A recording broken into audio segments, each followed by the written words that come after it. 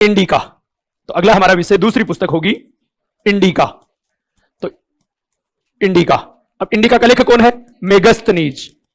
और देखो मेगस्थनीज के बारे में पहले ही बता चुका हूं। पहली बात तो ये सीरिया का राजदूत था। चंद्रगुप्त मौर्य के राज दरबार में सीरिया के शासक सेल्यूकस का राजदूत था। अब वो सेल्यूकस था, वो यवन शासक था सीरिया का, तो ये यवन राजदूत है, लेकिन किस राज्य का है? सीरिया का राजदूत। ठीक है, इसने ग्रीक भाषा में लिखी है इंडिका, क्योंकि ये ग्रीक है ना भाई, यवन है, यूनानी है, तो इसने ग्रीक भाषा में ये इंडिका लिखी, लेकिन इंडिका हमें उपलब्ध नहीं है। ये बात हम पहले भी कई बार बता चुका हूं कि मूल इंडिका उपलब्ध नहीं है। अब से बिन बकरी खाओ, दीवड़ खाओ, कुछ भी खाओ, वो उपलब्ध नहीं है। तो फिर देखो संशय आता है कि साहब जब मूल इंडिका उपलब्ध नहीं है तो हम कैसे कहते हैं कि ये चीजें इंडिका में ये लिखा हुआ है, वो लिखा हुआ है?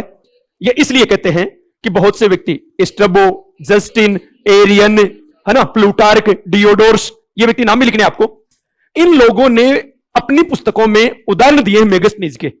अर्थात इन्होंने ऐसे लिखा है कि मेगस्थनीज के अनुसार भारत में ऐसा ऐसा ऐसा होता था, और वो बातें बड़ी आश्चर्यजनक, विचित्र विचित्र बात को हर कोई प्रधानता देना चाहेगा।